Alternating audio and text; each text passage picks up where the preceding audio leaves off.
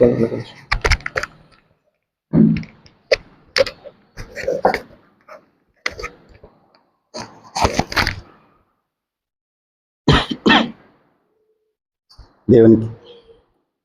మహిమ కలుగును గాక. హల్లెలూయా.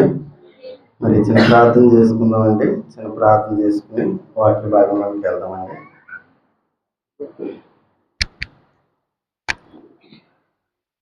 మహోన్నతుడు అయిన మా కన్న తండ్రి, నీ పాదాలకు వందనాలు నాయన. ఎన్నికలైన మమ్మల్ని నిలబెట్టుకునే తండ్రి, నీ యొక్క అమూల్యమైనటువంటి మాటలు వినగలిగే భాగ్యాన్ని మాకు ఇచ్చారు ప్రభువుని బట్టి స్తోత్రాలు. సంఘాన్ని నడిపిస్తున్నటువంటి సేవకులను, సహోదరులను, వచ్చిన బిడ్డలందరినీ కూడా మీరు జ్ఞాపకం చేసుకోండి. ఏ మాటలైతే మాకు అవసరమో మీకు తెలుసు కనుక తండ్రి, ఆ మాటలన్నీ కూడా మాకు అనుగ్రహించండి. మీ యొక్క ఆత్మ సహాయం ద్వారా మీ సమయోచితమైన జ్ఞానాన్ని నాకు దయచేసి నడిపించమని, నీ బిడ్డలను నన్నును మీ చేతులకు అప్పగించుకుంటూ, సమస్తాన్ని మీ చేతులకు అప్పగించుకుంటూ, మీ కనికరము, నీ కృప మా పట్ల మీరు చూపుతున్నందుకు వందనాలు, స్తోత్రాలు, స్తుతులు చెల్లిస్తూ, సమస్తము నాయన మీరే మాతో మాట్లాడమని కృప చూపించమని, మరొకసారి బలహీనుని, అల్పుణ్ణి, అయోగ్యుని నన్ను బలపరచమని, మా అందరితో మీరు మాట్లాడమని, మా ప్రభువును రక్షకుడైనటువంటి యేసయ్య నామములో అడిగి పొందుకుని ఉన్నాం మా పరమ తండ్రి, ఆమేన్. మంచిదండి. ముందుగా నాకు ఈ సమయాన్ని ఇచ్చినటువంటి దేవాది దేవుడికి నా హృదయపూర్వక వందనాలు తెలియజేసుకుంటున్నాను. నన్ను ప్రేమించి ఆహ్వానించినటువంటి సహోదరులు సందీప్ గారికి, అలాగే సేవకులకు, వచ్చిన మీ అందరికి కూడా నా హృదయపూర్వక వందనాలు తెలియజేసుకున్నానండి. వాక్య ధ్యానంలోకి వెళ్తామండి. యాకోబు గారు రాసినటువంటి పత్రిక, యాకోబు గారు రాసిన పత్రిక 4వ అధ్యాయము, యాకోబు గారు రాసిన పత్రిక 4వ అధ్యాయము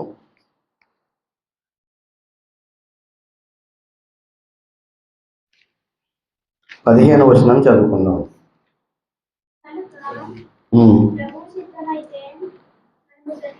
మనము బ్రతికి ఉండి ఇది అది చేతమని చెప్పుకొనవలెను. ఆగుదామండి. యాకోబు గారి ద్వారా దేవుడు మాట్లాడుతున్న మాట మనం జాగ్రత్తగా ఆలోచన చేస్తే, ఒక గుంపు ఉంది అక్కడ. ఏంటంటే, కొంతమంది అనుకుంటున్నారంట, నేడైనను రేపైనను ఒక పట్టణానికి వెళ్ళి కొంతకాలం అక్కడ ఉండి సంపాదించుకుందాము రెండని చెప్పుకున్న వాళ్ళారా. అంటే వారు సంపాదనను ప్రేమించేవారుగా కనపడుతున్నారు. ఇక వారికి చెప్తున్నటువంటి మాట, వారితో పాటుగా మనము కూడా ఆలోచించవలసిన మాట అక్కడ ఉంది. రేపేమి సంభవించునో మీకు తెలియదు. మీ జీవము ఏ పాటిది? మీరు కొంతసేపు కనబడి అంతలో మాయమైపోవు ఆవిరి వంటి వారే. అంటే మనిషి జీవము ఒక ఆవిరి అని దేవుడు పలుకుతున్నారండి, దేవుడు రాయిస్తున్నాడు.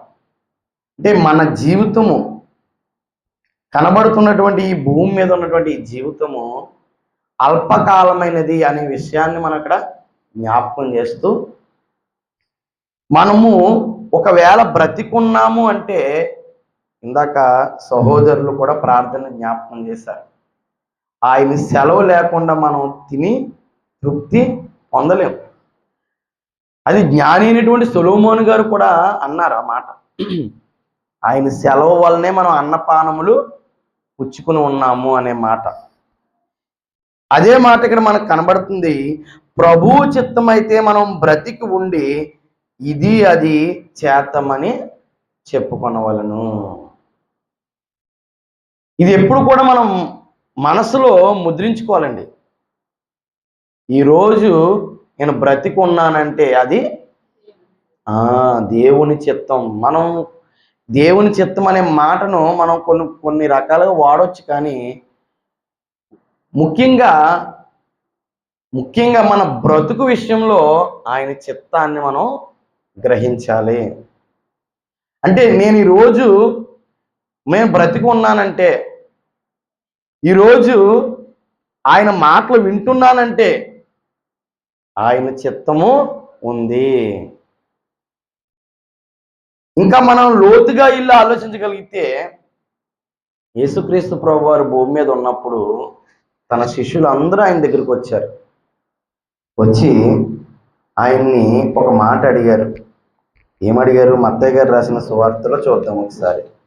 మత్తయి గారు రాసిన సువార్త 6వ అధ్యాయంలో ఒకసారి ఆ మాట చూడగలిగితే 9వ వచనంలో ఒక మాట రాయబడింది. కాబట్టి మీరు ఎలాగూ ప్రార్థన చేయండి. ప్రార్థన ఎలా చేయాలో ప్రభువారు నేర్పిస్తున్నాడు అన్నమాట అండి. నేర్పిస్తుంటూ ఆయన అంటున్నాడు కదా, ఏమంటున్నారండి? పరలోకమందున్న మా తండ్రి, నీ నామము పరిశుద్ధపరచబడును గాక, నీ రాజ్యం వచ్చుగాక, నీ చిత్తము పరలోకమందు నెరవేరుచున్నట్లు భూమి యందును నెరవేరును గాక అన్నాడు. ఆ వచనానికి ఈ వచనానికి ఏంటి సంబంధం అని మీరు అనుకోవచ్చు, కానీ ఒకసారి మనం ఆలోచన చేస్తూ ఉంటే ఆ మాటలు మనకు అర్థమవుతాయి. ఇందాక కూడా నాకు అది అలవాటు అండి. ఇందాక ఏం చెప్పారు, ముందు చెప్పిన వారి మాటలని జ్ఞాపకం చేస్తూ ఉంటాను, కాబట్టి మరో విధంగా అనుకోకండి. సహోదరులు జ్ఞాపకం చేస్తూ ఆయన మాటలు మనం ఎలా వినాలంటే, వింటారు కానీ శ్రద్ధగా వినాలి.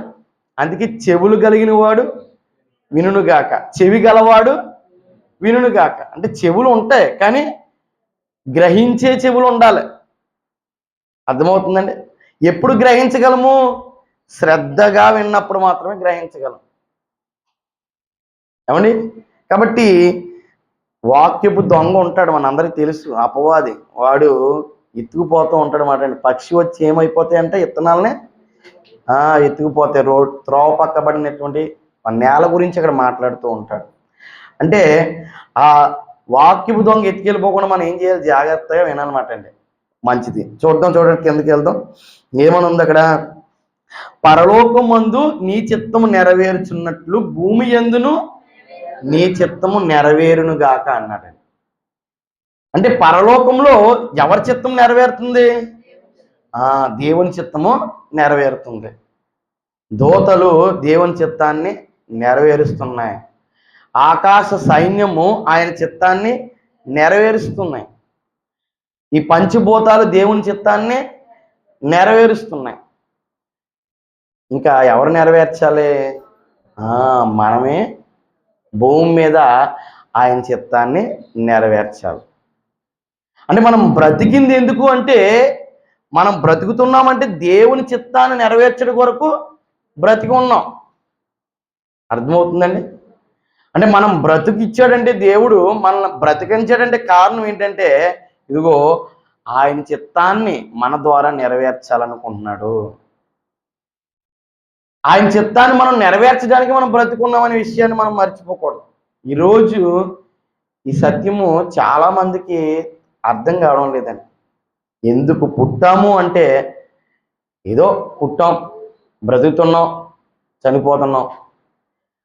అంటే మనిషికి దేవుని చిత్తము నెరవేర్చాలనే విషయం చాలా మందికి అర్థం కావడం లేదు. ఎందుకు అర్థం కావడం అంటున్నారు? ఒక దొంగ ఉన్నాడు కదండి, ఇందాక అనుకున్నాం కదా, సువార్త ప్రకాశము వారికి ఉంటది కదండి. ప్రకాశింపకుని నిమిత్తము వారి మనోనేత్రాలకు ఏం చేస్తాడు అపవాది? గుడ్డితనం కలిగిస్తున్నాడు. సువార్తలో ఉంది దేవుని చిత్తం, మనం గమనించుకుంటే మంచిది. ఇంకా మనం ముందుకెళ్తే యేసు ప్రభువారు ఒకానొక సమయంలో జనసమూహంతో మాట్లాడుతున్నప్పుడు ఆ సమయానికి ఆయన దగ్గరికి ఆయన తల్లి ఆయన సహోదరులు వచ్చారు. వచ్చినప్పుడు కొంతమంది వెళ్ళి చెప్తున్నారన్నమాట, ప్రభువా నీ తల్లి నీ సహోదరులు వచ్చారు. అప్పుడు ఆయన అన్నాడు కదా, ఎవరు నా తల్లి ఎవరు నా సహోదరుడు అంటున్నారు. వచ్చినోడికి ఎలా ఉంటుందండి, ఇదేంటి ఆయన తల్లి వస్తే ఆయన సహోదరులు వస్తే మేము చెప్పాము, ఎవరు నా తల్లి ఎవరు నా సహోదరులు అంటున్నారేంటి ప్రభువారు అన్నట్టుగా వాళ్ళకి మైండ్ బ్లాక్ అయిపోయి ఉంటుంది. అప్పుడు చెప్పాడు, నా తల్లి ఎవరో నా సహోదరులు ఎవరో ఆయన చెప్తూ చూడండి ఎంత చక్కగా ఆయన మాట్లాడుతున్నారంటే. ఇదే మత్తయి గారు రాసిన సువార్త 12వ అధ్యాయము 49-50 వచనాలు చూద్దాం. తన శిష్యుల వైపు చెయ్యి చాపి, ఇదిగో నా తల్లియు నా సహోదరులను,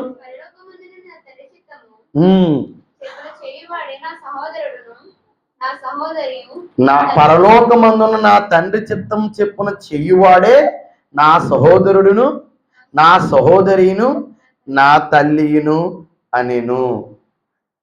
జాగ్రత్తగా మనం ఆలోచించగలిగితేనండి, ఎవరు దేవునికి సహోదరులంట, ఎవరు దేవునికి తల్లి అవుతారంట.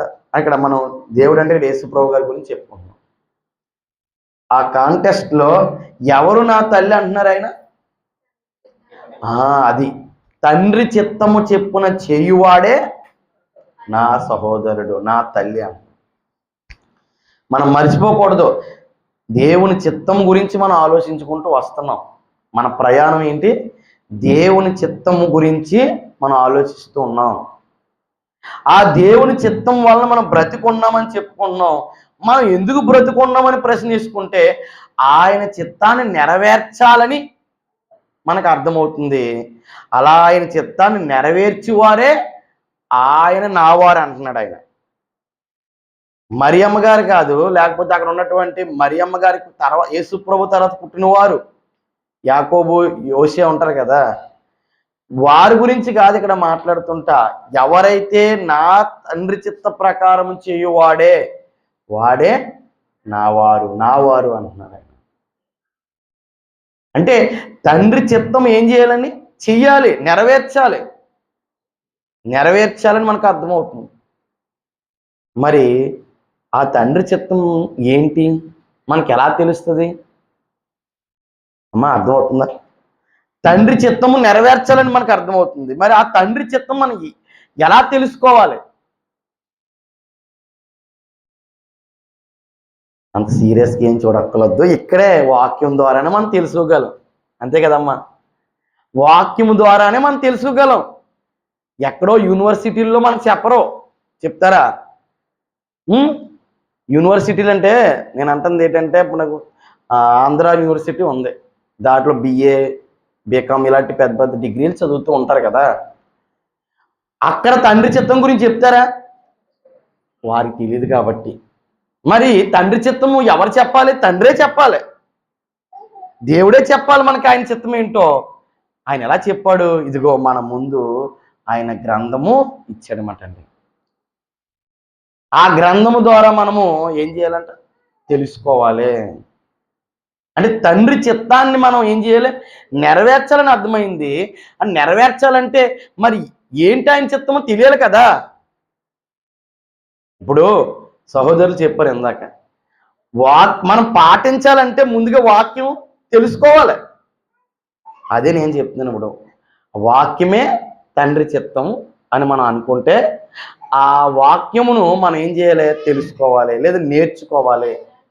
ఏమండి? అందుకే దేవుని విషయమైన జ్ఞానమందు అభివృద్ధి పొందమంటాడు సంఘాన్ని. వాక్యం అనే పాలును మీరు తీసుకోవాలంటాడు. ఎందుకని ఈ మాటలు? క్రైస్తవ జీవితానికి 2 కళ్ళు లాంటిది. ఒకటి ప్రార్థన అయితే, ఒకటి వాక్యము. ఇవన్నీ మీకు కొత్త ఏం కదా, అన్నీ తెలిసిన విషయాలు చెప్పడానికి వచ్చిన, ఏదో మర్మాలు చెప్పడానికి అయితే నేను రాలేదండి. ఏమండి? మర్మాలు అయితే చెప్పను, కానీ మనకు తెలిసిన విషయాల నుంచి దేవుడు మనకి ఎన్నో విషయాలు నేర్పుతూ ఉంటాడండి. అది దేవుని వాక్యం కొన్న గొప్పతనం. ఏమండి? దేవునికి ఉన్న వాక్యం కొన్న గొప్పతనం ఏంటంటే, ఈ వాక్యాన్ని మనం చదువుతున్నప్పుడు ఏమండి దాంట్లో నుంచి ఏదో వచ్చినని మళ్ళీ దేవుడు మనకి ఏం చేస్తుంటాడు, నేర్పిస్తూ ఉంటాడు. మంచిదండి. ముందుకు వెళ్తే ఎఫెసీయులకు రాసిన పత్రికలో పౌలు గారు ఏమని ఆయన చూడండి ఒకసారి సంఘానికి నేర్పుతున్నారంటే, ఒకసారి మనం జాగ్రత్తగా ఎఫెసీయులకు రాసిన పత్రిక 5వ అధ్యాయము 15, 16 వచనాలు 17 వచనం చదువుకుంటే, దినములు చెడ్డవి గనుక సమయమును పోనీయక సద్వినియోగం చేసుకునుచు అజ్ఞానుల వలె కాక జ్ఞానుల వలె నడుచుకున్నట్లు జాగ్రత్తగా చూసుకొనుడి. ఇందు నిమిత్తం అంటే మనం అజ్ఞానులుగా కాకుండా జ్ఞానులుగా నడుచుకునే నిమిత్తము మనము అవివేకులు కాకుండా ప్రభు యొక్క చిత్తం ఏమిటో గ్రహించుకొనుడి. చూసారా, సంఘానికి ఏం చెప్తున్నారంటే, ఏం నేర్పుతున్నారంటే, ప్రభు చిత్తాన్ని మీరు గ్రహించండి. ప్రభు చిత్తం ఏంటో తెలుసుకోండి, లేదా ప్రభు చిత్తం ఏంటో గ్రహించండి అని ఎందుకు చెప్తున్నారంటే, ప్రియమైన దేవుని వాళ్ళారా, వారు జ్ఞానము కలిగి నడుచుకోవాలి. సంఘం ఎలా ఉండాలంటండి, జ్ఞానము కలిగి నడుచుకోవాలి మనం. అలా జ్ఞానం కలగాలంటే ఆ జ్ఞానం ఏ జ్ఞానం? దేవుని జ్ఞానమై ఉండాలి. ఆ దేవుని జ్ఞానము మనం ఎలాగ వస్తుంది అంటే, ఇదిగో దేవుని చిత్తము గ్రహించడం ద్వారా ఇదిగో మనం జ్ఞానులుగా నడవగలుగుతాం. దీనికోసం మనం సమయాన్ని సద్వినియోగం చేసుకోవాలి. చాలా మంచిదండి. మీరు అందరూ కూడా సమయాన్ని సద్వినియోగం చేసుకోవాలని చెప్తాను. మేము పొగడ్డం కాదు, కానీ ఈ సమయాన్ని చాలామంది ఏం చేస్తున్నారు, ఇప్పుడు సద్వినియోగం చేసుకోలేకపోతున్నారు బయట వారు. దినములు చెడ్డవి గనుక అన్నాడు. ప్రియమైన అర్థమవుతుందండి. దినములు అంటే ఆదివారం సోమవారం కాదు, మనకు తెలుసు, అవి మంచియే. ఈ దినాల్లో ప్రవేశించినటువంటి మనుషులే మంచివారు కాదు.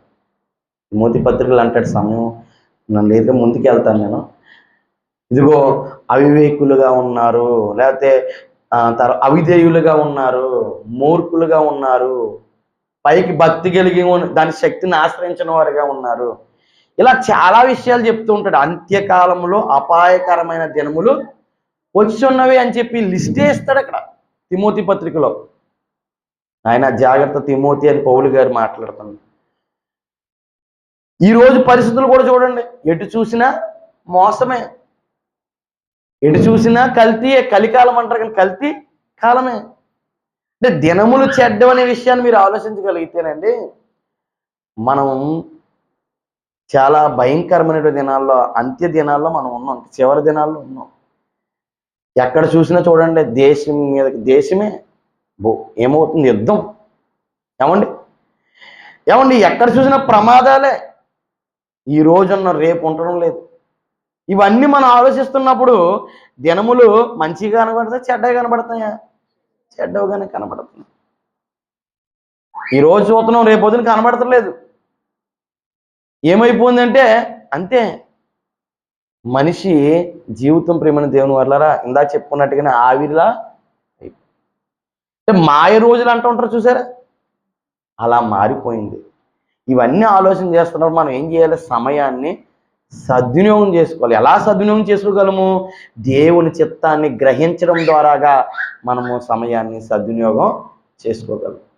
అజ్ఞానుల వలె కాకుండా జ్ఞానులుగా నడుచుకోవడం ద్వారా సమయాన్ని మనం సద్వినియోగం చేసుకోగలం. అదే రోమపత్రికలు కూడా అంటాడన్నమాట, మీరు ఈ లోకం మర్యాదను అనుసరింపక. చూడండి ఒకసారి 12వ అధ్యాయం, రోమిలికి రాసిన పత్రిక 12వ అధ్యాయం. నేను త్వరగా ముందుకెళ్ళే ప్రయత్నం చేస్తాను. రోమిలికి రాసిన పత్రిక 12వ అధ్యాయం 2వ వచనాన్ని మనం చూసుకుందాం. మీరు ఈ లోక మర్యాదను అనుసరింపక ఉత్తమమైనది ఏంటో, అనుకూలమైనది ఏంటో, సంపూర్ణమైనది ఏంటి? దేవుని చిత్తం. దేవుని చిత్తం ఉత్తమమైనది. దేవుని చిత్తము అంటే దేవుని ఉద్దేశము, దేవుని ఇష్టాలు మనం ఆలోచించగలిగితే అవి ఉత్తమమైనవి అంటే మంచివి, ఇంకా అవి అనుకూలమైనవి, సంపూర్ణమైన దేవుని చిత్తం ఏదో పరీక్షించి తెలుసుకున్నట్లు ఆ మనసు మారి నూతన మగుట వలన రూపాంతరము పొందుడి. చూసారు? అంటే దేవుని చిత్తం మనకు అర్థం అవ్వాలంటే మనం రూపాంతరం పొందాలంట. అదొక విషయం మనం గమనించాలి. ఇక్కడ దేవుని చిత్తం అందరికీ అర్థం కాదు. అర్థమవుద్దండి? అందరికీ అర్థం కాదు. ఇక్కడ అదే చెప్తున్నాడు కదండి, ఆ తెలుసుకోవాలంటే మీ మనసు మారి రూపాంతరము, నూతన మగుట వలన రూపాంతరము పొందుడి. రూపాంతరం పొందుడి. ప్రియమైన దేవుని వల్ల అంటే మన మనసు మారాలి. చాలా మంది అంటారు, మేము ఎప్పుడో మనసు మారిపోయింది అంటుంటారు. అంటారండి, మేము ఎప్పుడో బాప్తిజం పొందేసుకున్నామండి అంటుంటారు. మారు మనసు అంటే ప్రియమైన దేవుని వల్లరా ఇక్కడ రెండు విషయాలు మనం ఇక్కడ ఆలోచన చేయాలి. అంటే ఇక్కడ వచ్చింది కాబట్టి చెప్తున్నాను. మారు మనసు అంటే ప్రియమైన దేవుని వల్ల పశ్చాత్తాపంతో కూడింది అది. తర్వాత ప్రియమైన దేవుని నూతనంగా మనం దినము కూడా మన హృదయాన్ని ఏం చేసుకోవాలంట, మారాలంట. అర్థమైందా? అంటే మనము బాప్తిజం పొందుతున్నప్పుడు అప్పుడు దాకా ఉండే పాపాలు మనం విడిచిపెడతాం, అది వేరే విషయం. అంటే అప్పుడు దాకా మనము జీవించిన జీవితాన్ని విడిచిపెడుతూ ఉంటాం. అయితే తర్వాత మనం ఏం చేయాలంటే ప్రియమైన దేవుని వల్లరా ఆ మనసుని మనం ఏం చేసుకోవాలంటే ప్రియమైన దేవుని వల్లరా ఆ యొక్క పాపపు స్వభావాన్ని, లేకపోతే ఆ పాపాన్ని మనం ఇంకా విడిచిపెట్టి మనం ఇంకా పరిశుద్ధతలోని సంపూర్ణతలోనికి వెళ్ళాలి. దాన్ని కూడా మారు మనసు పొందడం అంటూ ఉంటారు. మారు మనసు పొందడం అంటూ ఉంటారు. ప్రకటన గ్రంథంలో కూడా అంటుంటాడు కదండి, మీరు మారు మనసు పొందుమంటాడు. ఎవరిని? సంఘాన్ని. ఆల్రెడీ మారు మనసు పొందిన వారినే మరలా ఎక్కడైతే పడిపోయారో, ఏ బలహీనతలో ఉన్నారో వాళ్ళని ఏం చేయమంటున్నాడు? తిరిగి లేగమంటాడు. అర్థమవుతుందా? ఇక మనం ముందుకు వెళ్ళిపోతే దేవుని చిత్తాన్ని మనం గ్రహించాలి అని తెలుసుకోవాలని తెలుసుకున్నాం. మరి దేవుని చిత్తము ఎలా తెలుసుకుంటామంటే ఇందా చెప్పినట్టుగానే వాక్యము ద్వారా మనం తెలుసుకుంటాం. గ్రంథాన్ని నేర్చుకోవడం ద్వారా మనము తెలుసుకుంటూ ఉంటాం. ఆయన సన్నిధిలో ఆయన మాటలు వినడం ద్వారా, ఆయన వాక్యాన్ని ధ్యానించడం ద్వారా దేవుని చిత్తాన్ని మనం ఏం చేస్తాం? తెలుసుకుంటూ ఉంటాం. మచ్చుకు కొన్ని ఉదాహరణలు చూద్దాము. దేవుని చిత్తము అంటే ఏంటో దేవుడే కొన్ని విషయాలు రాయించాడు. చూద్దాం ప్రియమైన దేవుని వల్ల దేవుని చిత్తము. తిమోతికి రాసినటువంటి పత్రిక, మొదటి పత్రిక 2వ అధ్యాయము 4వ వచనాన్ని చూద్దాం ఒకసారి. తిమోతికి రాసినటువంటి దేవుని చిత్తం ఏంటో మనము ధ్యానించే ప్రయత్నం చేస్తున్నాం. ఆయన అనగా దేవుడు మనుషులందరూ రక్షణ పొంది సత్యమును గూర్చిన అనుభవ జ్ఞానం గలవారై ఉండవలనని నిశ్చయించుచున్నాడు. చాలండి. దేవుడు ఏమి కోరుకుంటున్నాడు? నిశ్చయించడం అంటే ఏంటంటే కోరుకోవడం. దేవుడు ఏం కోరుకుంటున్నాడు? మనుషులందరూ కూడా రక్షణ పొంది సత్యమును గూర్చిన అనుభవ జ్ఞానం గలవారై ఉండాలి అని ఆయన నిశ్చయించున్నాడు. అంటే ఆయన చిత్తం అంటే ఏంటంటే ఇష్టం అని అర్థం. చిత్తం అంటే ఏంటంటే అమ్మా ఇష్టం. మీకు ఏమి ఇష్టం అంటే మీరు బోలు ఇష్టాలు చెప్తుంటారు కదా. నాకు పలానా తిండి గురించి అయితే కొన్ని విషయాలు చెప్తుంటారు, లేకపోతే ఇంకా ఇష్టాలంటే బోలు మనకంటూ కొన్ని ఇష్టాలు ఉంటాయి. మరి దేవునికి కూడా కొన్ని ఇష్టాలు ఉన్నాయి. మరి దేవుని పిల్లలుగా మనం ఉండాలంటే ఆయన ఇష్టాలు ఏంటో మనం తెలుసుకోవాలి. అర్థమవుతుందండి? ఆయనకి ఇష్టలుగా మనం బ్రతకాలంటే ఆయన ఇష్టాలు తెలుసుకోవాలి. మనందరికి బాగా తెలుసు. ఇప్పుడు భర్త ఇష్టము భార్యకి తెలియాలి, భార్య ఇష్టం భర్తకి తెలిసినప్పుడు వారు ఒకరి ఇష్టాలు ఒకరు గౌరవించుకుని వారి యొక్క జీవితాన్ని ఏం చేస్తారు? ముందుకి తీసుకెళ్ళగలుగుతారు. ఏమండి? అందుకే ఆయన ఇష్టాలు ఏంటి తెలుసుకో అంటూ ఉంటారు. కొంతమంది టెక్నికల్ చెప్తుంటారు, పెద్దోళ్ళు చెప్తుంటారా? మీ ఆయనకి ఏమి ఇష్టం వండి పెడితే నీకు చీర కావాలి చీర కొనేస్తాడో అనే మాటలు మనం అప్పుడప్పుడు వింటూ ఉంటామని సుమా. ఏమండి? అందుకే కొన్ని కొన్ని మ్యాజిక్లు చేస్తూ ఉంటారు, ఇటు మగవాళ్ళైనా ఇటు అంటే ఇటు భర్తలైనా ఇటు భార్యలైనా సరే. ఇప్పుడు నేను అది ఎందుకు వెళ్ళానంటే, ఇప్పుడు దేవుని ఇష్టం మనం తెలుసుకోవాలి ఆయన పిల్లలుగా. ఏమండి? దావీదు నా ఇష్టానుసారుడు అని దేవుడు అన్నాడు కదా, అన్నాడా? దావీదు గారిని నా ఇష్టానుసారుడు అన్నాడు. ఎలాగ దావీదు గారికి దేవుడు ఇష్టుడయ్యాడు? దేవుడి ఇష్టాన్ని ఏంటో దావీదు గారు తెలుసుకున్నాడు కాబట్టి. కాబట్టి భక్తులందరి కోణం కూడా మనం ఆలోచించగలిగితే దేవుని చిత్తాన్ని తెలుసుకున్నారు కాబట్టి ఆయనకి ఇష్టలుగా జీవించారు. ఏమండి? ఆయన ఇష్టలుగా బ్రతికి మనకు మాదిరిగా నిలబడ్డారు. ఈరోజు దేవుడు కూడా నాయన నా ఇష్టం ఏంటో మీకు చెప్తున్నాను నాయన, మీరు గ్రహించండి. చూడండి, ఇక్కడ ఇది మన అందరికీ తెలిసిన మాటే. రక్షణ పొందుకోవాలి అనగా మారు మనసు పొందుకోవాలి అనే విషయాన్ని దేవుడు ఏమండి కోరుకున్నట్టుగా మనకు అర్థమవుతుంది. బైబిల్ గ్రంథంలో మనకి ముఖ్యంగా యేసుక్రీస్తు ప్రభువారు ప్రసారం చేసిందే మారు మనసు పొందండి, రక్షణ పొందండి, పరలోక రాజ్యం సమీపిస్తుంది కనుక మీరు మారు మనసు పొందండి. ఎందుకు? ఎవరు నశించిపోవడం దేవునికి ఇష్టం లేదు. పేతురు పత్రికలో అదే మాట రాయబడింది. ఏమంటాడంటే, ఎవరు నశించిపోవడం నాకు ఇష్టం లేదు కనుక అందరూ మారు మనసు పొందాలని మీ ఎడల నేను ఎలా ఉన్నాను? దీర్ఘశాంతంతో ఉన్నాను అంటున్నాడు. అంటే దేవుడు దీర్ఘశాంతం వెనకాల, దేవుని ప్రేమ వెనకాల ఏముంది అంటే, ఇదిగో మన అందరం కూడా దేవుని బిడ్డలందరూ కూడా, ముఖ్యంగా అందరూ దేవుని బిడ్డలే. ఏమండి? మనమే కాదు, భూమి మీద పుట్టిన వారు అందరూ కూడా ఎవరు బిడ్డలు? దేవుని బిడ్డలే. కానీ సాతాను తన బిడ్డలుగా వాళ్ళని మార్చేసుకుంది. మీకు అర్థమవుతుందా? ప్రతి ఒక్కరిని పుట్టిస్తుంది ఎవరు? దేవుడే. దేవుడేనండి, దేవుడే. అందుకే నరులను కలిగించినందుకు ఆయన సంతాపడ్డాడు. నరులందరినీ ఎవరు కలిగిస్తున్నా ఆయనే. కానీ ఎందుకు సంతాపడ్డాడు అంటే, ఇదిగో వారు దేవుని బిడ్డలుగా కాకుండా సాతాను బిడ్డలుగా, మీరు మీ అపవాది సంబంధులు అన్న యేసుప్రభు గారు అన్నారా లేదండి? కాబట్టి మనం ఇక్కడ ఆలోచించగలిగితే వారిని మరలా దేవుడు ఏం చేస్తున్నాడంటే, ఇదిగో తన బిడ్డలుగా చేర్చుకోవాలని ఆశపడ్డాడు. కాబట్టి మనందరి కొరకు సిలువలో యేసుక్రీస్తు ప్రభు వారు బలిగా అర్పించబడ్డారు. ఇది ఆయన రక్షణ ప్రణాళిక. అది ఎవరైతే విశ్వసిస్తారో వారు రక్షణ పొందుకుంటారు, అనగా శిక్ష నుంచి తప్పించబడతారు, అనగా నరక శిక్ష నుంచి వారు ఏం చేయబడతారంటే నిత్య జీవంలోనికి వస్తారు. ఇది దేవుడు ప్రియమైన దేవుని వాళ్ళారా అందరి ఎడల కోరుకున్నాడు ఆయన. ఎందుకంటే అందరిని ఆయన ప్రేమిస్తున్నాడు. లోకమును ఎంతో ప్రేమించిన మాట మన అందరికీ తెలిసిందే కదా. లోకం అంటే మనుషులేనా, లేదంటే భూమి, లేకపోతే పుట్ట కొండ కాదు కదా, మనుషులే. లోకం అంటే దేశం అంటే మట్టి కాదు, దేశం అంటే మనుషులా అన్నారు కదా. కాబట్టి దేవుడు మానవులందరినీ ప్రేమిస్తున్నాడు కాబట్టి తన కుమారుడిని క్రీస్తు వారిని బలిగా అర్పించారు.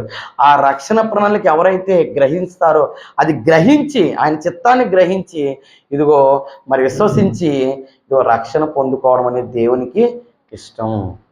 అంతేకాదు సత్యమును గూర్చిన అనుభవ జ్ఞానం గలవారై ఉండాలి. సత్యం అంటే వాక్యము. ఆ వాక్యాన్ని ఇదిగో తమ జీవితాలు చూపించాలి అనేది మనకు అర్థమవుతుంది. అలాగా రక్షణ పొందుకుని వాక్యానుసారంగా జీవించాలన్నది దేవుని చిత్తం. అర్థమవుతుందండి? రక్షణ పొందుకున్న వారు అందరూ ఎలా బ్రతకాలంటే దేవుని వాక్యానుసారంగా జీవించాలి. ఇది దేవుని చిత్తం అనే విషయాన్ని మనం గ్రహించాలి. ఇంకా మనం ముందుకెళ్ళిపోతే ఇంకా దేవుని చిత్తాన్ని మనం ఇంకా ఆలోచించగలిగితే ప్రియమైన దేవుని వాళ్ళారా, తెస్సలోనికీయులకు రాసిన పత్రిక 5వ అధ్యాయం, మొదటి పత్రిక 5వ అధ్యాయము, తెస్సలోనికీయులకు రాసిన పత్రిక మొదటి పత్రిక 5వ అధ్యాయము 16వ వచనాన్ని ఒకసారి చూద్దామండి. ప్రతి విషయమునందును కృతజ్ఞతాస్తుతులు చెల్లించుడి, ఎలాగు చేయుట యేసుక్రీస్తునందు మీ విషయంలో దేవుని చిత్తము. ప్రతి విషయమందు కూడా కృతజ్ఞతాస్తుతులు చెల్లించాలి. అంటే కృతజ్ఞత కలిగి జీవించడం అనేది దేవుని చిత్తము, దేవునికి ఇష్టము. తన పిల్లలైనటువంటి వారు కృతజ్ఞత కలిగి జీవించాలి. ఎల్లప్పుడూ కృతజ్ఞతాస్తుతులు చెల్లించుడి అంటాడు ఏపీసీ పత్రికలో. అంటే ప్రతి విషయమందున అంటే ఏంటండి? కష్టంలో కూడా దేవునికి స్తుతి చెల్లించగలగాలి. అర్థమవుతుందా? అంటే సంతోషంలోనే అందరూ కృతజ్ఞత కోరికలు పెట్టుకుంటారు. కష్టాల్లో కృతజ్ఞత కోరికలు పెడతారండి? కష్టం, పెట్టడం కష్టం. కానీ దావీదు గారు మనకు మాదిరిగా కనపడుతున్నారు. సమస్తాన్ని కోల్పోయినా కూడా దావీదు గారు ఏమన్నారు? యెహోవా ఇచ్చెను, యెహోవాయే తీసుకున్నాను, ఆయనకే స్తుతి కలుగును గాక. నేను చెప్పడం ఈజీయే, మీరు వినడం ఈజీయే, కానీ మన జీవితంలో అది అప్లై చేయడం అనేది కష్టం. అంటే కష్టమే కాదు, కానీ ఆయన ఆజ్ఞలు మరల ఏమంటాడు? భారమైనవి కావంటాడు ఆయన. మన కష్టం అన్నాం కదా, కష్టం కాదు, భారం ఏమీ కాదంటాడు మళ్ళీ ఆయన. అర్థమవుతుంది? అంటే మీరు చెల్లించగలరు. మనం చెల్లించగలమంటే ఎప్పుడు చెల్లించగలమంటే ఇదిగో ఆయన చిత్తాన్ని మనం గ్రహిస్తున్నప్పుడు. అర్థమవుతుందా? ఆయన చిత్తం ఏంటి? ప్రతి విషయంలో కూడా మనము కృతజ్ఞతాస్తుతులు చెల్లించేవారిగా ఉండాలి. కష్టం వచ్చినా కూడా ఇదిగో ఒక యోబు గారి ద్వారా దేవుడు మాట్లాడుతున్నాడు. ఆయన నోటి ద్వారా కూడా ఏ పాపము చేయలేదంట, దేవుని దూషించలేదంట. కానీ చాలామంది క్రైస్తవులుగా చెప్పబడిన వారు చాలామంది ఏం చేస్తారంటే, కష్టం వచ్చినప్పుడు ఏం చేస్తూ ఉంటారంటే తొందరపడిపోతూ ఉంటారు. దేవుడు నాకు ఏం చేశాడండి? ఎవరో పుల్లమ్మ ఎల్లమ్మ వచ్చి ఏదో చెప్తుంది, నువ్వు దేవుణ్ణి నమ్ముకున్నావు కానీ నీకే నీ కష్టాలు. పలానోని చూడు, వాళ్ళ జీవితాలు చూడు, బిల్డింగ్ మీద బిల్డింగ్ కట్టేస్తున్నారు అంటారు లేదండి? పలానోళ్ళ పిల్లల్ని చూడు, ఉద్యోగాలు. మీ పిల్లలకి ఏమున్నాయి? అంటే కష్టాల గుండె వెళ్తున్నటువంటి ఒక పరీక్ష టైంలో వెళ్తున్నటువంటి మనల్ని చూసి, లేదంటే క్రైస్తవులను చూసి కొంతమంది ఏం చేస్తూ ఉంటారంటే, సాతాను ఎవరొకరిని ప్రేరేపిస్తుంది, యోబు భార్యలాగా ప్రేరేపిస్తుంది లేదా? అలాంటప్పుడే ఇదిగో మనం దేవుని చిత్తాన్ని గ్రహించేవారుగా మనం ఉండాలి. విశ్వాసంలో స్థిరులుగా ఉండాలంటాడు శ్రమల సమయంలో. విశ్వాసంలో స్థిరులుగా ఉండి సాతాన్ని మీరు ఏం చేయాలి? ఎదిరించడి. అర్థమవుతుందండి? అది మనం పట్టుకున్నాం అనుకోండి, నిజమే కదా, పేతురు గారి పత్రికలో దేవుడు ఎలా రాయించాడు కదా, మన శ్రమలు వచ్చినప్పుడు మనం ఏం చేయాలి? విశ్వాసం స్థిరంగా ఉండాలి తప్ప ఆ గాలి మాట ఈ గాలి మాటకి మనం పడిపోయి తొందరగా మన దేవుని దూరం మనం చేసుకోకూడదు. ఇదిగో దేవుడు విడువడు ఎడబాయడని రాస్తుంది కదా. ఆయన నన్ను ఈ యొక్క సమయంలో ఒక యోబు గారిలో ఒక పరీక్ష ఏమో నాకు, లేకపోతే నేను చేసినటువంటి ఒకవేళ నా బలహీనతల గురించి నన్ను గద్దిస్తున్నాడేమో అని ఆ జ్ఞానం మనకు ఉన్నప్పుడు, ఆయన చిత్తాన్ని మనం గ్రహించగలిగినప్పుడు ప్రియమైన దేవుని వల్లారా మనం ఎలా ఉంటామంటే సాతాన్ని ఎదిరిస్తామండి. అది సాతాను యొక్క అగ్నిబాణం అని మనకు తెలియాలి. అడిగేటండి అలాంటి అగ్నిబాణాలు వేస్తూ ఉంటాడు. మనం సర్వాంగ కవచాన్ని ఏం చేయాలి? ధరించుకోవాలి. ఆ సర్వాంగ కవచం ధరించాలనే విషయం మనకి ఎలా తెలుస్తుంది? ఇదిగో వాక్యము ద్వారా మనకు తెలుస్తుంది. అర్థమవుతుంది ప్రియమైన దేవుని వల్లారా? కాబట్టి ప్రతి విషయమందు కూడా మనం కృతజ్ఞతాస్తుతులు చెల్లించగలగాలి. ఎందుకంటే ప్రియమైన దేవుని వల్లారా, దావీదు గారు క్షమించండి, దావీదు గారే కాదు, యోబు గారే కాదు, భక్తులు ఎవరు కూడా ప్రియమైన దేవుని వల్లారా కష్టాల్లో కూడా దేవుని స్తుతించారండి. కష్టాల్లో కూడా దేవుని స్తుతించారు. కీర్తనలో కూడా దావీదు గారు చాలా కీర్తనలు ఆయన బాధల్లో ఉన్నప్పుడే రాశాడు ఎక్కువ. ఏమండి? కొంతమంది భక్తుల జీవితాల్లో కష్టాల్లో ఉన్నప్పుడు కూడా ఇదిగో దేవుని చిత్తానికి అప్పగించుకున్నారు తప్ప ఎక్కడా కూడా వారు దేవునికి ఇదిగో దూరమైనట్టుగా ఎక్కడ మనకే కనబడదు. కాబట్టి ప్రతి విషయంలో కూడా మనం కృతజ్ఞతాస్తుతులు చెల్లించేవారిగా ఉండాలన్నది దేవుని చిత్తం ప్రియమైన దేవుని వల్ల. ఇంకా మనం ముందుకు వెళ్ళిపోతేనండి, ఇదే తెస్సలోనికీయులకు రాసిన పత్రిక 4వ అధ్యాయము చూడండి ఒకసారి 3వ వచనం చూద్దామా? పరిశుద్ధులగుటయే అనగా మీరు జారత్వమునకు దూరంగా ఉండుటయే దేవుని చిత్తం. మీరు పరిశుద్ధులగుటయే అనగా మీరు జారత్వమునకు దూరంగా ఉండుటయే దేవుని చిత్తము. కింద అంటాడు కదా, తన ఘటమును ఎలా కాపాడుకున్నటో తెలుసుకున్నటయే దేవుని చిత్తం. దేవుడు మనల్ని పరిశుద్ధులుగా ఉండుటకే ఆయన మనల్ని పిలిచాడు అనే మాట రాయబడింది. ఏమండి, మన దేవుడు ఎవరండి? మన దేవుడు ఎవరంటే పరిశుద్ధుడని చెప్తాం. ఏమండి, ఆయన పరిశుద్ధుడనే గుణం గురించి మీరు గమనించగలిగితేనంటే, పరిశుద్ధత అనే పదానికి లేదా పరిశుద్ధత అనే లక్షణానికి బైబిల్లో పెద్దపీట కనబడుతుంది. అంటే ముఖ్యంగా ఈ పరిశుద్ధత అనే గుణం దేవుడు కోరుకున్నట్టుగా మనకు తెలుస్తూ ఉంటుంది. అందుకే లేవియకాండంలో కూడా అంటాడు, 11వ అధ్యాయం 44వ వచనంలో అంటాడు, నేను పరిశుద్ధుని అయి ఉన్న ప్రకారం మీరును సమస్త ప్రవర్తన యందు పరిశుద్ధులుగా ఉండండి. అంటే మన దేవుడు ఏం కోరుకున్నాడు మనలో అంటే, ఇదిగో పరిశుద్ధులుగా మనం జీవించడం దేవుడు కోరుకుంటున్నాడు.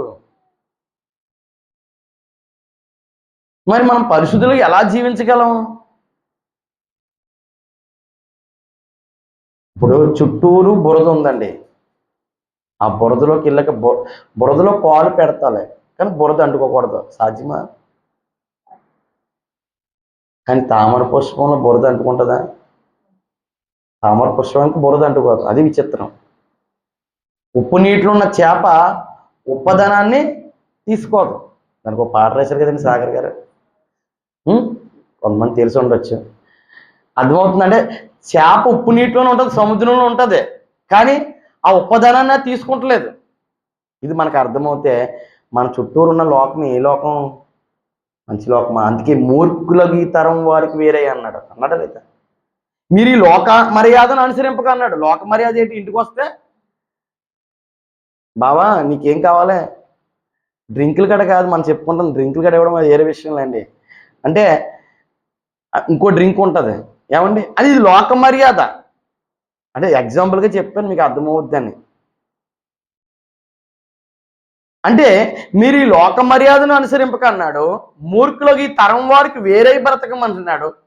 దాని అర్థం ఏంటంటే, ప్రియమైన దేవుని వారలారా, దేవుడు మన నుండి ఏం ఆశిస్తున్నాడంటే పరిశుద్ధులుగా జీవించడం. అందుకే భక్తికి నిర్వచనం కూడా చెప్తూ, మీరు ఈ లోకమాల్యం నుండి అంటుకోకుండా ఉండాలి. మీరు లోకమాల్యాన్ని అంటించుకోకూడదు అంటూ ఉంటాడు. మాలిన్యము లేదా మలినము తనకు అంటకుండా తను కాపాడుకున్నట్టే దేవుడికి ఇష్టమైనటువంటి భక్తి, పవిత్రమైనది, నిష్కలంకమైన భక్తి ఏంటంటే, ఫస్ట్ ఆఫ్ ఆల్ పేదలను మరి విధవరాలను వారి ఇబ్బందుల్లో పరామర్శించడం అని ఒకటి చెప్పి, తర్వాత వెంటనే పరిశుద్ధత గురించి చెప్తున్నాడు అక్కడ. మీకు అర్థమవుతుందండి? అంటే క్రైస్తవ జీవితం అంటేనే పరిశుద్ధ జీవితం అని అర్థం. మన గ్రంథం పేరు కూడా పరిశుద్ధమైన గ్రంథం, పరిశుద్ధ గ్రంథం. నిజంగా మన చూడండి ఎంత గొప్పతనం ఉందండి. ఆ గొప్పతనం దేవుడు మనలో కూడా చూడాలనుకుంటున్నాడు. అందుకే నేను ప్రియమైన దేవుని వారలారా, ఇదిగో ఆయన వాక్యాన్ని మనకి ఇచ్చాడండి. మనం పరిశుద్ధులు ఎలా జీవించాలో మనకు నేర్పేది ఏంటంటే వాక్యమేనండి. వాక్యమే. దావీదు గారు అంటారు కదా, యవ్వనస్తులు దేని చేత తన నడతను శుద్ధి చేసుకుందరు, నీ వాక్యమును జాగ్రత్తగా చూసుకున్నట్టు చేతనే కదా. అంటే పరిశుద్ధత ఎలా కలుగుతుంది అంటే వాక్యమును అనుసరించుట ద్వారా, వాక్యాన్ని ఫాలో అవడం ద్వారా. నీవిచ్చిన వాక్యం మనుషులో నీ భయము పుట్టిస్తున్నాడు. అదే కీర్తన 119వ కీర్తన మీరు చదవగలిగితే, నీవిచ్చిన వాక్యం మనుషుల్లో నీ భయము పుట్టిస్తుంది. మరి దేవుని భయం మనకెందుకు? కొరింథీయులకు రాసిన 2వ పత్రిక 7వ అధ్యాయం 1వ వచనం ఒకసారి చూద్దాం. దేవుని భయం మనకి ఎందుకు ఉండాలంటే, చదువు ప్రియులారా, మనకి వాగ్దానాలు ఉన్నాయి. ఏంటి వాగ్దానం? పైన ఉన్నదే. దేవుడు మనలో ఉంటాడు అంటున్నాడు. ఆయన మీలో నేను నివసిస్తాను అంటున్నాడు. అది ఆయన మనకి ఇస్తున్నటువంటి వాగ్దానం. మరి మనలో ఉండాలంటే మనం ఎలా ఉండాలి? పరిశుద్ధులుగా ఉండాలా? ప్రియులారా, మనకి వాగ్దానం ఉన్నవి కనుక దేవుని భయముతో పరిశుద్ధతను సంపూర్తి చేసుకొనుచు శరీరమునకును ఆత్మకును కలిగిన సమస్త కల్మషము నుండి మనలను పవిత్రులుగా చేసుకుందుము. మనల్ని పవిత్రులుగా చేసుకోవాలన్నాడు. మీరు జాగ్రత్తగా ఆలోచించగలిగితే పరిశుద్ధతను సంపూర్తి చేసుకోవాలంటున్నారు. చాలా మంది అనుకుంటారండి మేము ఆల్రెడీ పరిశుద్ధులము అనుకుంటూ ఉంటారు. అది ఏమిటి అనుకున్నారు? పరిశుద్ధతలో 3 స్థాయిలు ఉన్నాయండి. ఎన్ని స్థాయిలు ఉన్నాయి? కొత్త పాఠం ఏం కాదండి, బైబిల్లో ఉన్నది చెప్తున్నాను. పరిశుద్ధతలో 3 స్థాయిలు ఏంటంటే, ఒకటి మనము బాప్తిసం పొందినప్పుడు వచ్చినటువంటి స్థాన పరిశుద్ధత. అంటే అప్పుడు మనం పొందినప్పుడు మన గత పాపాలన్నిటిని దేవుడు క్షమించాడు, మనల్ని పరిశుద్ధులుగా నిలబెట్టాడు. అందుకే పరిశుద్ధులకు రాసిన పత్రిక అంటుంటాడు. అంటాడా లేదండి? రోమపత్రికలో చూసినా, కొరింథీ పత్రికలో చూసినా పలానా కొరింథీలో ఉన్నటువంటి పరిశుద్ధ సంఘమునకు అంటాడు. మరలా ఒక మాట అంటాడు, పరిశుద్ధులుగా ఉండుటకు పిలవబడిన వారికి రాయబడిన పత్రిక అంటాడు. అంటే పరిశుద్ధులుగా ఉండాలి. అంటే ఏంటి? ఇది పురోగామ పరిశుద్ధత మాట. అంటే పరిశుద్ధతను మనం ఏం చేసుకోవాలి? రోజు రోజుకి దాన్ని ఇంప్రూవ్ చేసుకుంటూ ఉండాలి. పిల్లవాడు చిన్నప్పుడు చూడండి, చిన్నగా ఉంటాడు, ఆడ ఎదుగుతూ ఉన్నప్పుడు మనం అతనిలో ఏముంటుంది? ఎదుగుదల కనబడాలి లేదా? కనబడకపోతే వెంటనే హాస్పిటల్ తీసుకెళ్ళిపోతాం, మా కుర్రోడు ఎదిగితే లేదండి అంటాం లేదు. అలాగే మన జీవితంలో కూడా పరిశుద్ధతలో కూడా మన ఎదుగుదల కనబడుతుంది. దాన్నే పరిశుద్ధతలో పురోగామ పరిశుద్ధత అంటారు. రెండోది. మూడోది ఇదిగో సంపూర్ణ పరిశుద్ధత. అంటే 3 స్థాయిలు కనబడుతున్నాయి లేదండి? ఒకటి స్థాన పరిశుద్ధత, అంటే అది సిలువు దగ్గర మనకు దొరికింది. రెండవది పురోగమ పరిశుద్ధత. ఇది ఎక్కడ దొరికిద్ది? ఇదిగో వాక్యము ద్వారా సంఘములో మనకు దొరికిద్ది. ఇప్పుడు మనం పురోగమ పరిశుద్ధతలో ఉండాలి, తిరోగమ పరిశుద్ధతలోకి వెళ్ళిపోకూడదు. తిరోగమ పరిశుద్ధత అంటే ఏంటి? విడిచిన పాపాన్ని మరలా అంటించుకోవడం. అలా కాదు, మనలో లోపాలను సరి చేసుకుంటూ ఇదిగో మనం ఉదక స్థానం చేయబడాలి వాక్యం ద్వారా. అర్థమవుతుందండి? యేసుప్రభు గారు సంఘాన్ని ఎలా ప్రేమించారంట? అది ముడతైనను కలంకమైనది అట్టిది ఏదైనా లేకుండా అది ఎలా ఉండాలంటున్నాడు? పరిశుద్ధమైనది కానీ నిర్దోషమైనది కానీ ఉండడానికి ఆయన ఏం చేశాడంటే వాక్యం ద్వారా ఉదక స్థానం చేయబడాలని దాని కొరకు తాను ఏం చేశాడంట? అప్పగించుకున్నాడు అంట ఎఫెసీ పత్రికలో. అంటే ఉదక స్థానం చేయబడాలి. మనం పరిశుద్ధులుగా ఇదిగో మనం ముందుకు సాగాలంటే, పరిశుద్ధతలో మనం సంపూర్తి చేసుకోవాలంటే మనలో దేవుని భయం ఉండాలి. ఆ దేవుని భయం కలిగించేదే వాక్యం. అర్థమవుతుందండి? దేవుని భయం ఎలా కలుగుద్ది మనకి? ఆయన మాట ద్వారా మనకు కలుగుద్ది. ఆయన మాట ద్వారా ఆయన భయం కలుగుద్ది. యెహోవా యందలి భయము పవిత్రమైంది అంటాడా లేదండి? అంటే ఆయన భయం వలన మనలో ఇదిగో పరిశుద్ధత కలుగుద్ది. మరొక చోట అంటాడు, దైవోక్తి లేని ఎడల జనులు కట్టు వీడి తిరుగుతారు అంటాడు. అంటే దైవోక్తి అంటే దేవుని మాట లేకపోతే జనులు ఎలా ఉంటారు? భయభక్తులు లేకుండా ఉంటారు, ఇష్టానుసారంగా జీవిస్తారు. కాబట్టి ఇష్టానుసారంగా జీవించకూడదు అంటే ఖచ్చితంగా ఇదిగో పవిత్రులుగా జీవించాలంటే ఖచ్చితంగా దేవుని మాటలు మనకి అవసరం. ఆ దేవుని భయం మనలో కలిగిస్తుంది కాబట్టి మనం పరిశుద్ధతను సంపూర్తి చేసుకోగలుగుతాం అనే మాట అక్కడ మనకి పౌలు గారు జ్ఞాపకం చేస్తున్నారు. కాబట్టి ప్రియమైన దేవుని వల్లరా మనం అందరం కూడా దేవుని వాక్యానికి మనం ఎప్పుడు కూడా ఇదిగో వినడానికి, వాక్య ప్రకారం జీవించడానికి ఎప్పుడు కూడా మనం ముందుకు ఉండాలండి, సిద్ధపడాలి.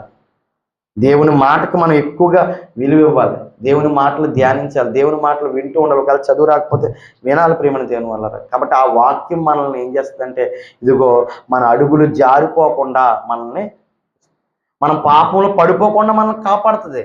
దావీదు భక్తుడు అంటాడు కదా, నేను పాపం చేయకున్నట్లు, నీ ఎదుట నేను పాపం చేయకున్నట్లు నా హృదయంలో నీ వాక్యము ఉంచుకుని ఉన్నాను. అంటే మనం పాపం చేయకుండా ఉండాలంటే మన హృదయంలో ఏముండాలి చెప్పండి? వాక్యం ఉండాలి. వాక్యం ఉంటే మనం పాపం చేయలేము. ఎందుకు? పాపానికి వాక్యానికి అసలు పడదు. అర్థమవుతుందండి? అంటే వాక్యము అంత శక్తివంతమైనది మాట అండి ప్రియమైన దేవుని. దేవుని మాట అది.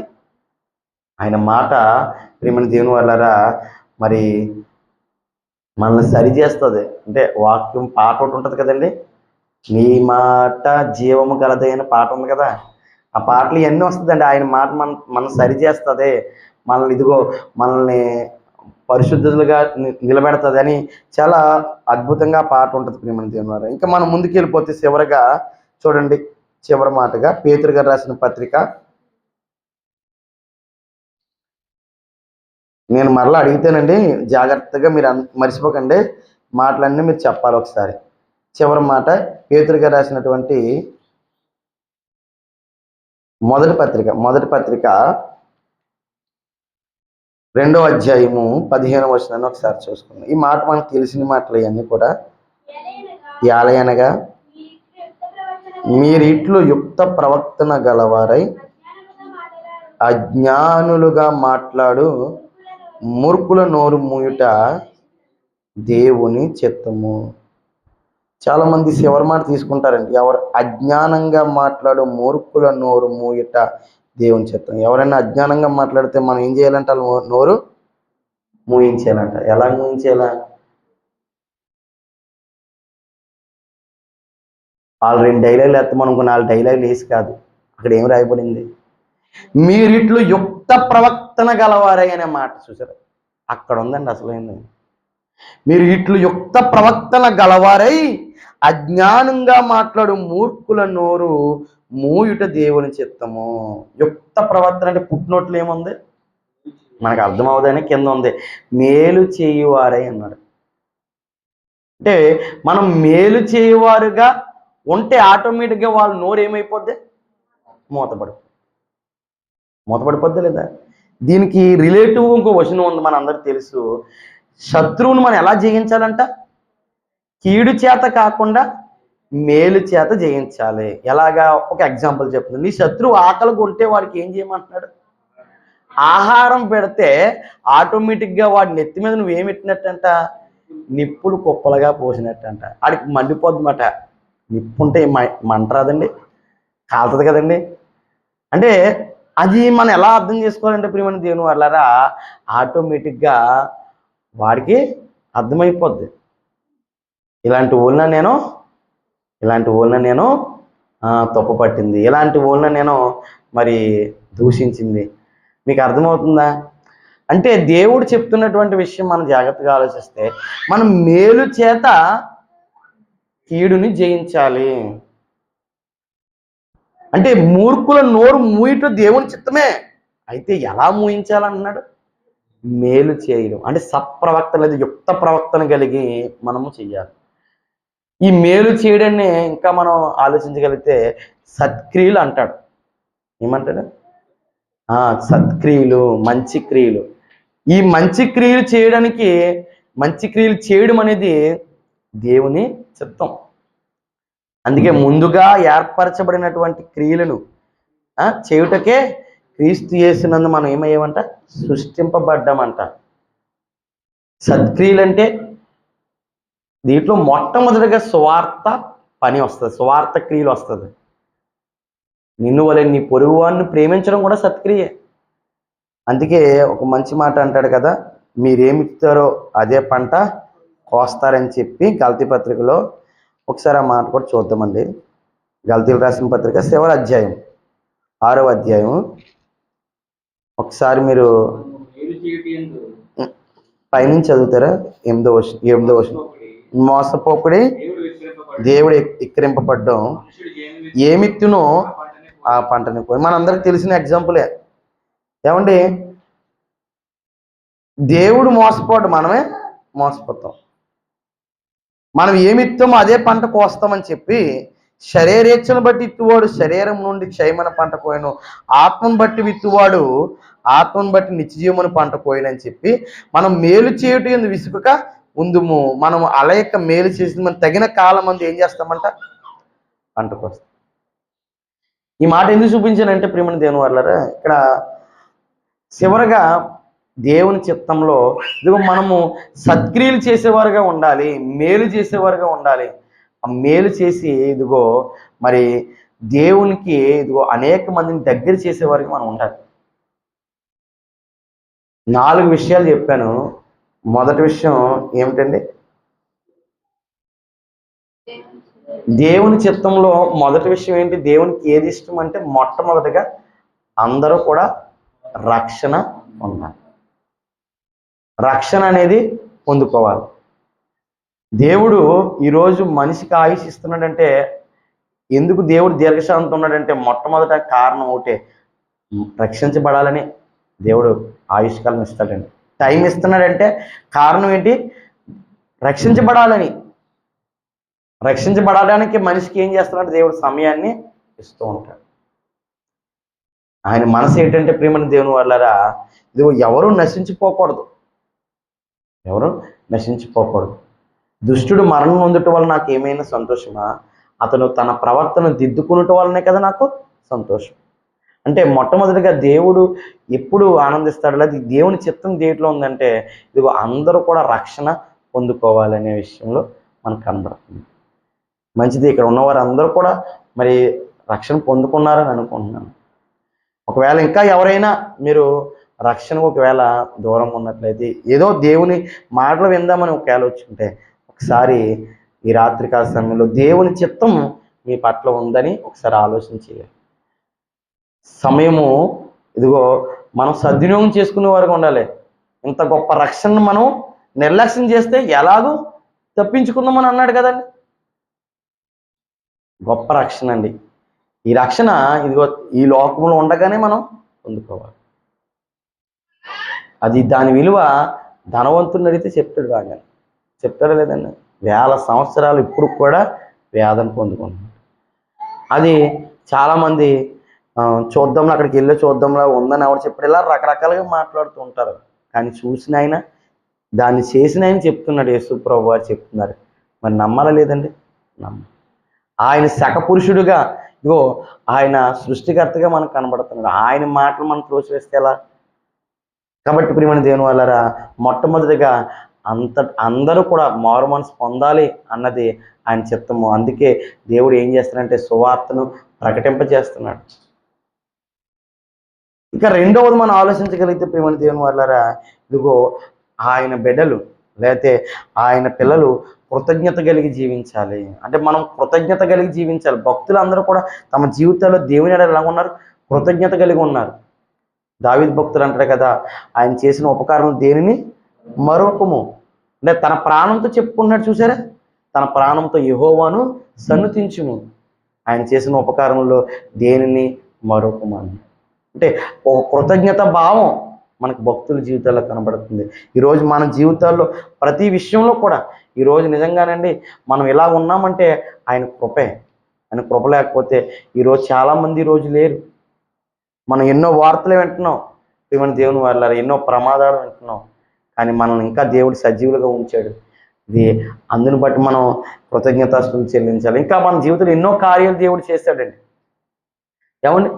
కాబట్టి ఈరోజు ఆయన మాటలు వినగలుగుతున్నామంటే, ఆరోగ్యంగా ఉన్నామంటే, ఇవన్నీ కూడా మనం ఆలోచన చేసుకుంటే ప్రియమైన దేవుని వాళ్ళారా, ఇదంతా కూడా ఆయన కృప అనే విషయాన్ని మనకు అర్థమవుతే ఆయన కృతజ్ఞతాస్తుతులు చెల్లించకుండా మనం ఉండగలమా?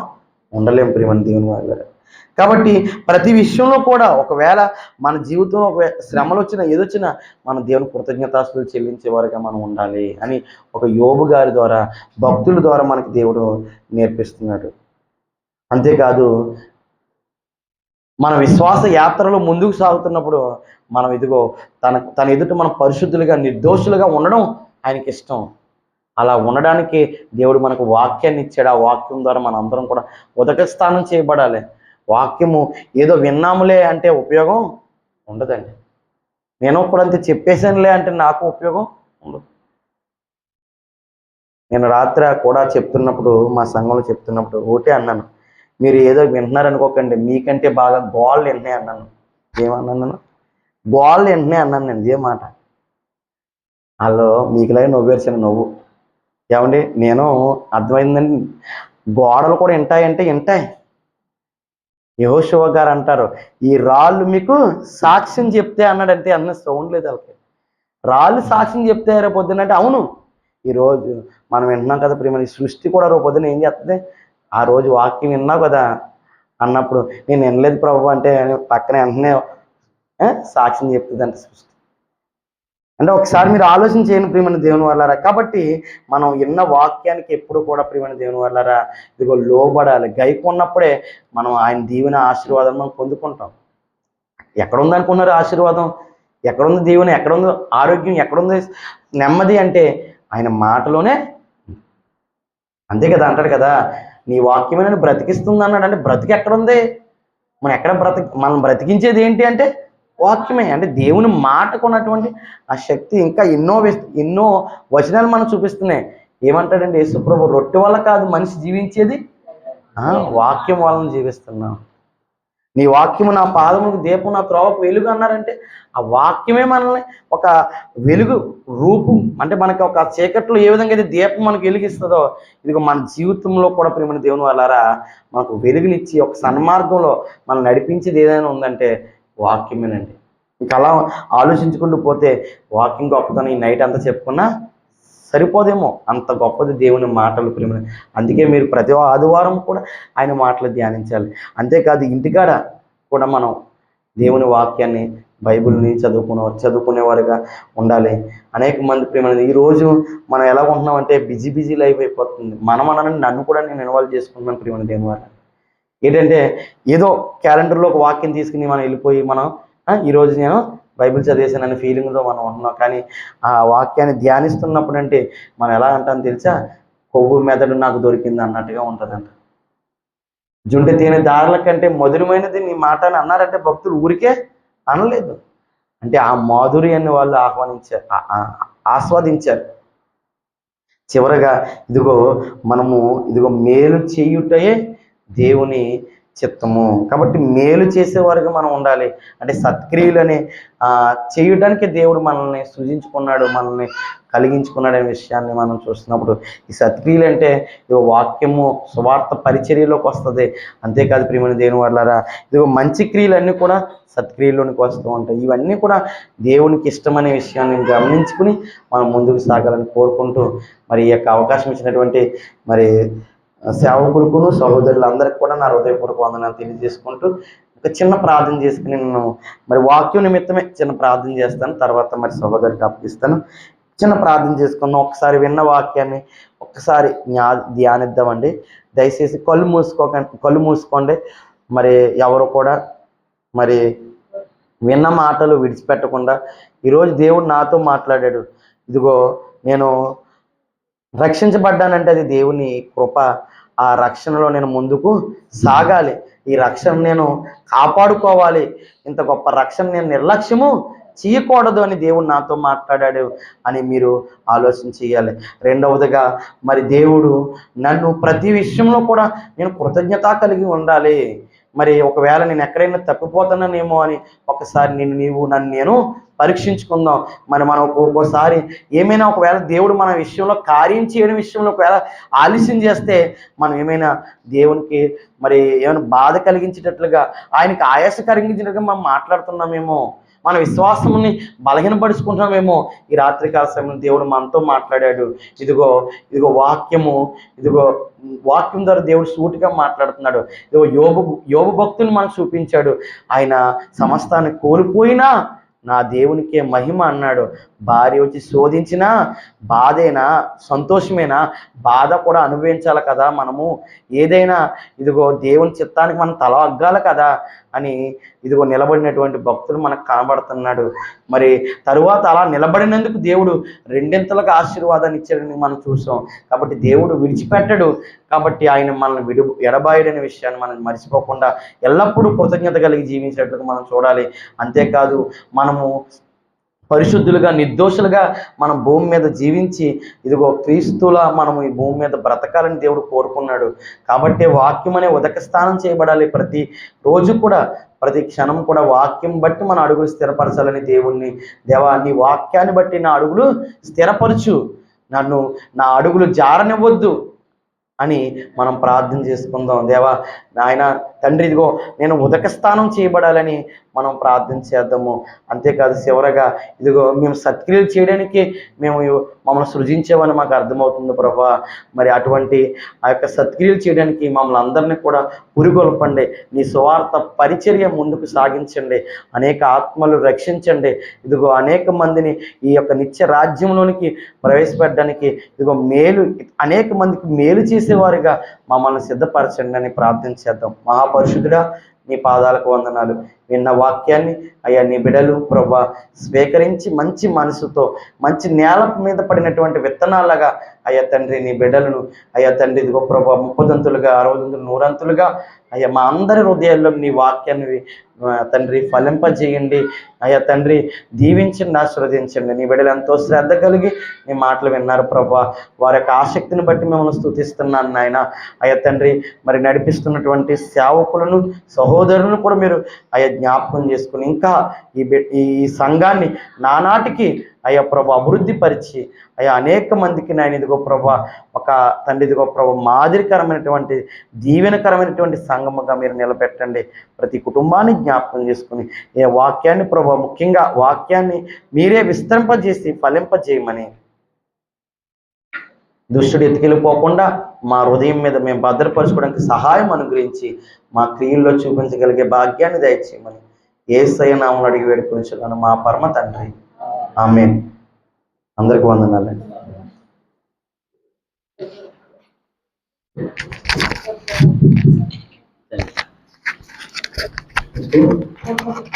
చక్కని సందేశాన్ని అందించిన అనేక వందనాలండి.